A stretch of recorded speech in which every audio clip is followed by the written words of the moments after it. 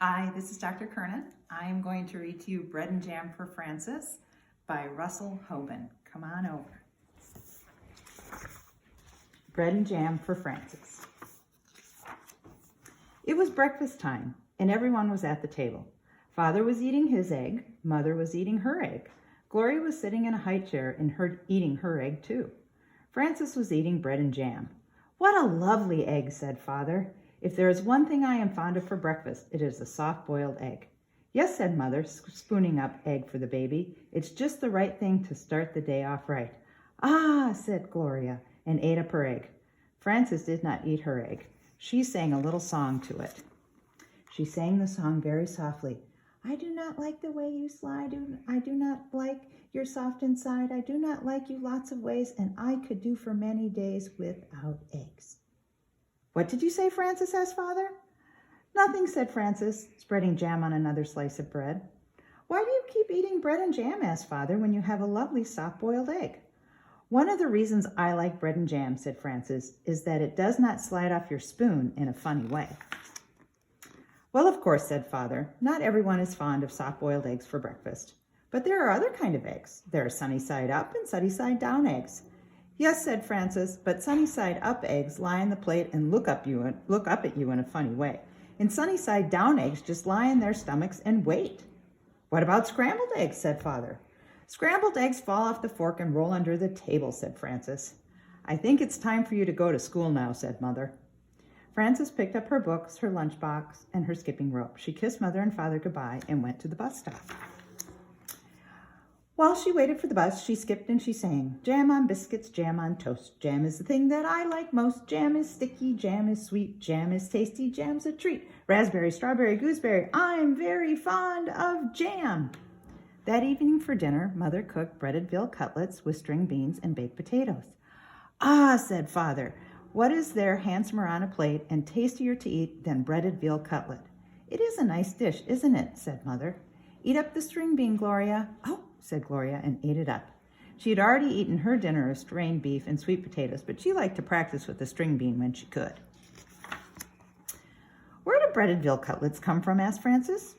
"And why are French-cut stringless beans called string beans?" "We can talk about that another time," said Father. "Now it is time to eat our dinner." Frances looked at her plate and sang, "What do cutlets wear before they're breaded? Flannel nightgowns, cowboy boots, furry jackets, sailor suits?" Then she spread jam on a slice of bread and took a bite. "She won't try anything new," said Mother to Father. "She just eats bread and jam."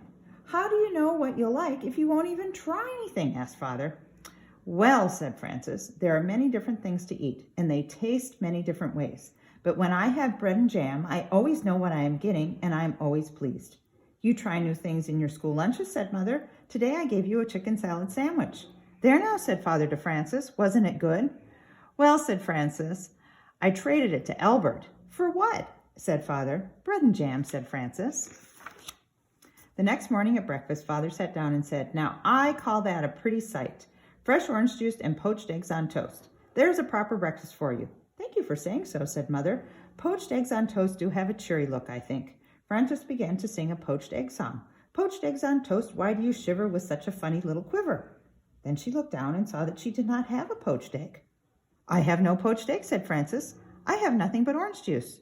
"I know," said Mother. "Why is that?" said Francis. "Everybody else has a poached egg. Even Gloria has a poached egg, and she's nothing but a baby." "But you do not like eggs," said Mother, "and that's why I did not poach one for you. Have some bread and jam if you're hungry." So Francis ate bread and jam and went to school. When the lunch bell rang, Frances sat down next to her friend Albert. "What do you have today?" said Frances. "I have cream cheese, cucumber, and tomato sandwich on rye bread," said Albert, "and a pickle to go with it, and a hard-boiled egg, and a little cardboard shaker of salt to go with that, and a thermos of milk, and a bunch of grapes and a tangerine, and a cup of custard, and a spoon to eat it with. What do you have?" Frances opened her lunch. "Bread and jam," she said, "and milk." "You're lucky," said Albert. "That's just what you like. You don't have to trade now." "That's right," said Frances, "and I had bread and jam for dinner last night and for breakfast this morning." "You certainly are lucky," said Albert. "Yes," said Frances, "I am a very lucky girl, I guess. But I'll trade you if you want to." "That's all right," said Albert. "I like cream cheese and cucumbers and tomatoes on rye." Albert took 2 napkins from his box. He tucked one napkin under his chin, and he spread the other one on his desk like a tablecloth. He arranged his lunch neatly on the napkin. With his spoon, he cracked the shell of the hard-boiled egg. He peeled away the shell and bit off the end of the egg. He sprinkled salt on the yolk and set the egg down again. He unscrewed his thermos cup and filled it with milk. Then he was ready to eat his lunch. He took a bite of sandwich, a bite of pickle, a bite of hard-boiled egg, and a drink of milk. Then he sprinkled more salt on the egg and went around again. Albert made the sandwich, the pickle, and the egg and the milk come out even. He ate his bunch of grapes and his tangerine. Then he cleared away the crumpled up wax paper, the eggshell, and the tangerine peel. He set the cup custard in the middle of the napkin on his desk, and he took up his spoon and ate up all the custard. Then Albert folded up his napkins and put them away. He put away his cardboard salt shaker and his spoon. He screwed up the cup on top of his thermos bottle, and he shut his lunchbox and put it back inside his desk and sighed. "I like to have a good lunch," said Albert. Frances ate her bread and jam and drank her milk. Then she went out to the playground and skipped ropes. She did not skip as fast as she had skipped in the morning, and she sang, "Jam in the morning, jam at noon, bread and jam by the light of the moon. Jam is very nice." When Frances got home from school, Mother said, "I know you like to have a little snack when you get home from school, and I have one all ready for you." "Oh, I do like snacks," said Frances, running to the kitchen. "Here it is," said Mother, "a glass of milk and some nice bread and jam for you." "Aren't you worried that maybe I'll get sick and all my teeth will fall out from eating so much bread and jam?" asked Frances. "I don't think that will happen for quite a while," said Mother, "so eat it up and enjoy it." Frances ate up most of her bread and jam, but she did not eat all of it, and after her snack she went outside to skip rope. Frances skipped a little more slowly than she had skipped at noon, and she sang, "Jam for snacks and jam for meals. I know how a jam jar feels, full of jam." That evening for supper, Mother cooked spaghetti and meatballs with tomato sauce. "I'm glad to see there'll be enough for second helping," said Father, "because spaghetti and meatballs is one of my favorite dishes." "Spaghetti and meatballs is a favorite with everybody," said Mother. "Try a little spaghetti, Gloria." Said Gloria, and tried the spaghetti. Frances looked down at her plate and saw there was no spaghetti and meatballs on it. There was a slice of bread and a jar of jam. Frances began to cry. "My goodness," said Mother, "Frances is crying." "What is the matter?" asked Father. Frances looked down at her plate and sang a sad little song. She sang so softly that Mother and Father could scarcely hear her. "What I am is tired of jam." "I want spaghetti and meatballs," said Frances. "May I have some, please?" "I had no idea you liked spaghetti and meatballs," said Mother. "How do you know what I'll like if you don't even try me?" asked Frances, wiping her eyes. So Mother gave Frances spaghetti and meatballs, and she ate it all up. The next day when the bell rang for lunch, Albert says, "What do you have today?" "Well," said Frances, laying a paper doily on her desk and setting a tiny vase of violets in the middle of it. "Let me see."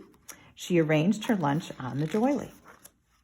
"I have a thermos bottle with cream of tomato soup," she said, "and a lobster salad sandwich on thin slices of white bread. I have celery, carrot sticks, and black olives, and a little cardboard shaker of salt for the celery, and 2 plums in a tiny basket of cherries, and vanilla pudding with chocolate sprinkles and a spoon to eat it with." "That's a good lunch," said Albert. "I think it's nice that they're all different kinds of lunches and breakfasts and dinners and snacks. I think eating is nice." "So do I," said Frances, and she made the lobster salad sandwich, the celery, the carrot sticks, and the olives come out even. The end.